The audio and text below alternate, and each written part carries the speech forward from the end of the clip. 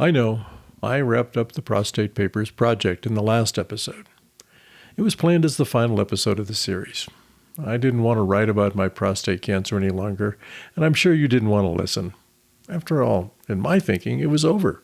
My cancer staging was encouraging, favorable intermediate risk. My state-of-the-art treatment was scheduled, and the long-term prognosis was excellent. I was optimistic. A couple of weeks in San Francisco for my radiation sessions, and it would be in my rearview mirror, disappearing into the past. Well, it didn't quite turn out that way. After returning home to Santa Fe, I debated for several weeks whether to leave the Prostate Papers project closed and on the shelf or record a new final episode. I'm not looking for sympathy, but I decided I wanted to be honest with my listeners, especially my new buddies in the club, who graciously shared their prostate cancer experiences with me. So one more chapter in the Prostate Papers, and it's over. I think.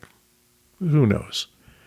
Anyway, what I discovered, even with all my research, is that prostate cancer lingers. It's not one and done for most patients. My optimism and belief that I was in control masked the reality of most cancers.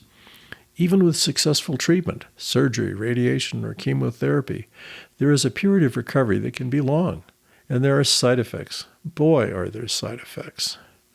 I should have known this intimately. After all, my first wife underwent every treatment in the books for breast cancer. It was treat, recover, deal with the side effects, and then repeat. It was part of her life, our life, for 7 years.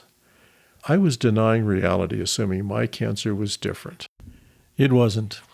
In my case, I was hit almost immediately after my last treatment with a serious radiation-caused urinary tract obstruction.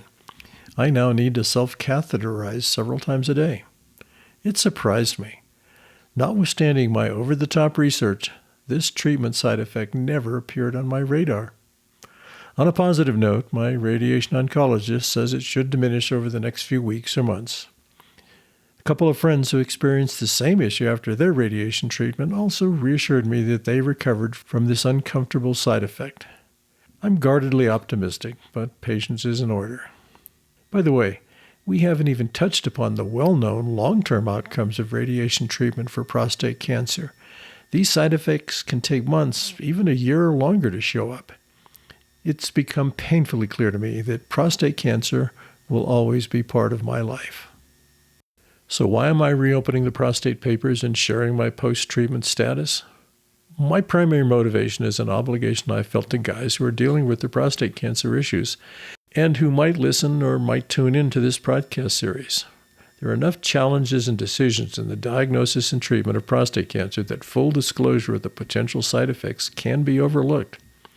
It happened to me, and I did a ton of research throughout this journey. I thought I was well informed, but I discovered I wasn't. If this can help a few of my prostate cancer buddies avoid unpleasant surprises, it's worth the effort. So my advice is simple. First, accept the fact that your prostate cancer is now part of your life. You might be among the few lucky ones who complete their treatment with no short-term or long-term side effects and never have a recurrence. That would be great. But don't assume it's a given.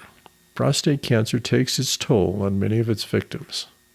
Second, avoid nasty surprises by doing your homework.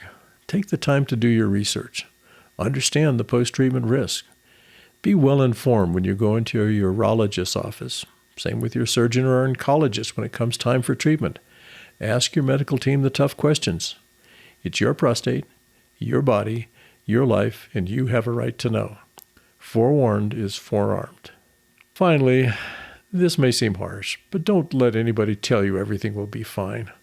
I know folks who say this are trying to be supportive by using anecdotal evidence to reassure you that your prostate cancer is no big deal.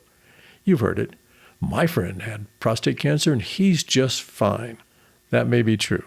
But what they may not know is their friend didn't want to share the very personal post-treatment challenges of erectile dysfunction, urinary incontinence, or rectal issues with them. These are not easy discussions with folks outside the prostate cancer brotherhood. Personally, I think it's better to be prepared for the risks of unpleasant outcomes and side effects than to be surprised when they occur. That said, every guy's different. If you're a glass is half full kind of guy, Go with your optimism. Good luck, and thanks for listening.